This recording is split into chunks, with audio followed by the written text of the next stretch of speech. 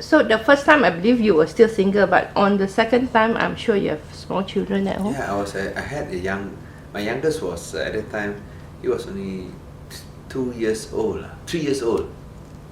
3 years old, that was my youngest. So I really missed them because I couldn't hug them. That means how long did you stay on during the second time? Sorry? The second time, how long were you in ISA? No, I wasn't ISA, I was in prison. Prison. 18 months. I was in prison for 18 months.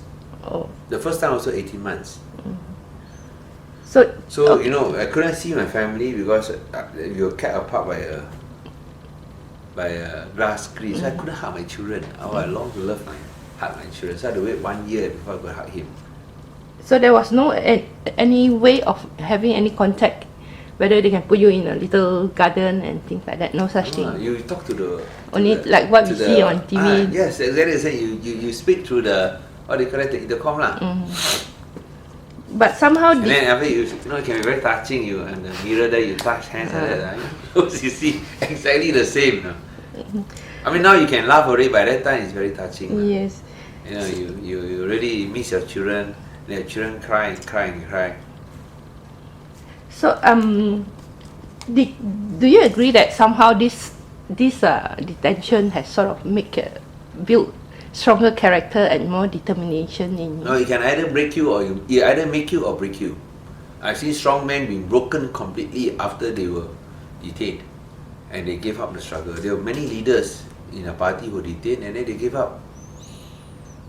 Those who gave the impression that they were cowboy MPs, very tough, ended up completely broken, crying, shedding tears, just completely broken. So, but for me, it somehow had the reverse effect. I mean, I'm a very mild person, but then when inside I get angry, how can they do this to me? What have I done wrong? I have done nothing wrong. First time I've done nothing wrong. Second time I was trying to help a girl who was raped, an underage girl who was raped. And instead of sending in the rapist to jail, I was the one sent to jail. I mean, the sheer injustice, a grave travesty of justice, and I still went inside. I mean, even though we were not happy with the federal court decision, whether you like it or not, you got to accept that. So we had no choice. I had no choice but to suffer and waste my life, kept apart from my family, but to suffer. I think that was that. I think made that added a steely resolve within me when I was released. That I do not want what happened to me to happen to what happened to me to also befall on others. So what did they feed you in the ISA? I tell you, the food. The ISA, the food was a little bit better. After the 60 days, it was much better lah. The 60 days, it was, nasi lemak, or bread, and then every time just rice lah. But in prison, it was worse, very much worse. The rice got stones. So if you're not careful, you eat the rice, your teeth will crack. And then the vegetables have sand. How to eat? And then they always give you ikan masin. So I'm sick of ikan masin.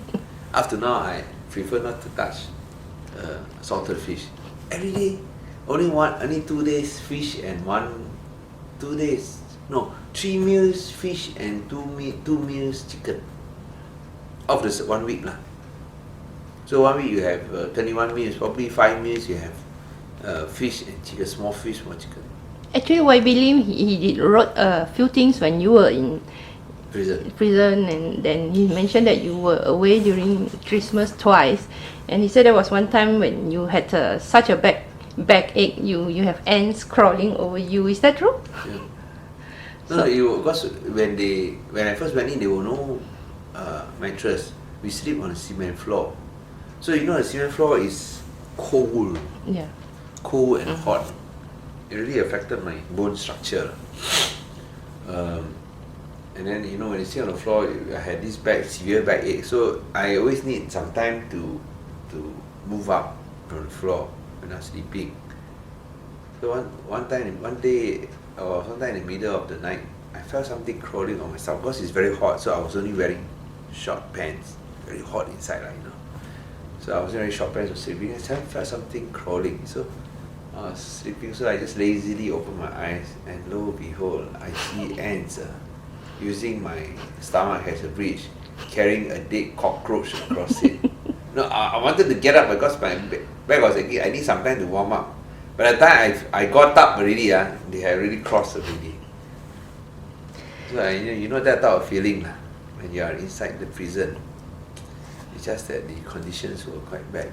Just out of curiosity, when you were in prison, so I'm sure you know a lot of convicts. Yeah, so did any of these ex-convicts come out of prison and are your friends now?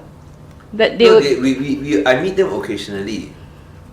But I mean, how do you call them friends? I mean, occasionally, I still keep in contact with one of them. I mean, he's a friend in the sense that he paid for his crimes. So he keep in It must be very amusing for them that their ex-convicts is now a chief minister. Colleague, the ex-con is now a chief minister. Yes. For them, it's quite unusual. Okay, the last question, I won't take a lot of time. The last question is why should we abolish ISA? No, the thing about ISA that it is ISA that encourages people to lie and punishes those who tell the truth. And also it is a law that blacks out justice and doesn't give the light of the day to freedom, to truth, to justice, and of course democracy. So as long as you have ISA there, people will not only be able to have freedom before and after speech. They have no right to even oppose injustice. You know, in all religions, you must oppose injustice. As some say in Islam, if you can oppose injustice, if you can do it with your hand or actions, you cannot do it with your mouth. You cannot do it with your heart. So the problem is that under the ISA, if they suspect you of having any of these tendencies that are against the interests of the government, they consider you a security threat. You don't have to do anything. You can be detained. Even if you oppose them in your heart, you can also be detained. So this is immoral, this is illegal, this is unethical. It is against all religions, Christianity, Buddhism that talks about dignity of man, that talks about rights, inalienable rights. Man is born free. He should remain free until he is set free to meet his maker.